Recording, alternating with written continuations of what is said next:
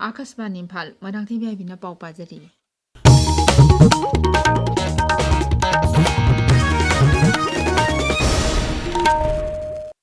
Manipur ani suba tangkaki National Deworming Day ngasi hodokre. Rise thaki thorum adu Directorate of Health Services Manipur amadi State Health Society National Health Mission Manipur na chinduna lamphel de laiba IMA gi Heritage Hall da pangthoki. Hongdokpagi thorum adu da Health Services ki Director Dr. N. Kumar, State Nodal Officer Child Health Dr. N. Sylvia, Social Welfare ki Joint Director Anjali Chongtham amasung Education S ki Director NG Jogendra Saruk Yaki. Thorum da school mahiroi mangada til leitanaba hidak pizaki. Thorum da wangang with the Health Services ki Director Dr. N. Kumar hai National Deworming Day asi sahi anirak pangthokpani. Masida mapungoina sahi 18 phawi manungda leiba angangsingda masada til leitanaba hidak pizai. Ani suba tangkaki hidak pizaba sida angang lak mapalda hidak pizana pandam thamli Dr. Kumar hai.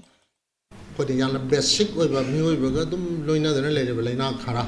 pwede marui na ngang singda ada worm infestation worm infection ko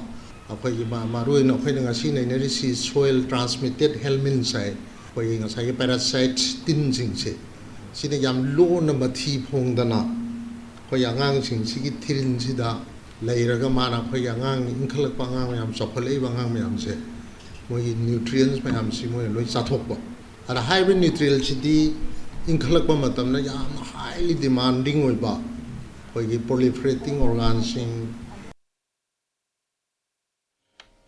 Lamlaki usek phana balang thakpa singi mathakta Forest Department gi drive leptan sathari masigi saruk ama oina ngasi Thawbal Forest Division gi makhada Kaksing Forest Range gi staff singna drive sathaba hokre ngasi ayu angan bada loksi pat ki akoi bada sathaki ba drive aduda usek phana ba thaklamban lang tararum phagat le hairi Kaksing Forest Range gi Range Officer Sundar Huidrom na miyam da pat amadi labuk singda lang thaktuna usek phabi dana ba appeal tawri makha tan na drive asi chathaki gani hairaduna kanagumana usek lang thaklam ba thengnarabadi ain gi matung ina thabak lokat kani haiki Bharat amasung Mongolia na culture energy amasung minerals ta tengbang pinaba hengal hanaba maru oiba yana chesing sahi tawnakre New Delhi da ngasi Pradhan Mantri Narendra Modi ga lebak asigi khongchatta leiriba Mongolia gi Rashtrapati Khorel Suk Uknaga mihut kangbu gi thakta wari sanaki tungda apunba pawgi mifam amada wanganguda Pradhan Mantri Narendra Modi na hai Bharat na Mongolia gi nagarising da free visa pinaba warep laure mak na hai sahi khudingi Mongolia gi naha oriba cultural ambassador sing Bharat ta laknaba Bharat na singani Gৃহমন্ত্রী Amit Shah হাইরি Pradhan Mantri Narendra Modi gi lamjing makhada sarkarna terrorism gi mayokta akhakpa thamdaba thausil satnari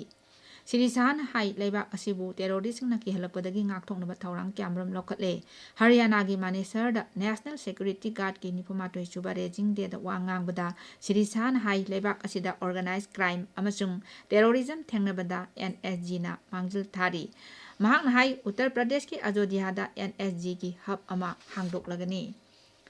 Bharat da nupi sinmi singi masing singthaningai oine hengatle Kendra gi Labor amasung Employment Mantraloy na hai nupi sinmi workforce na saruk yabagi sang asi ingkumja lising ani tara nipalda sada kulumdoi oirambadu lising ani kulumdoi kunmari da sada nipuni thoirom yaure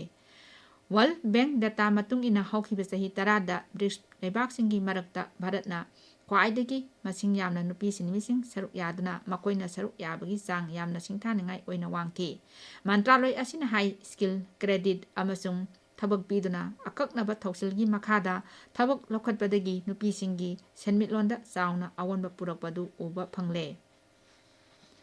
Nongchu Bengal da nongkan na kahena chuba amasung chingning khaibadagi sohallaba Siliguri da sarkana ngasi tengbangi polam sing thakre New Delhi da Dona Rajamati Sukanta Majumdar na hai sohallaba mapam sing da Kendra Sarkar amasung BJP na tengbang pibagi thabakan na sathari mang hai tengbangi polam sing adugi manungda ising isaw nanglaba imung singi damak polythene sheet lising ani sanga yauri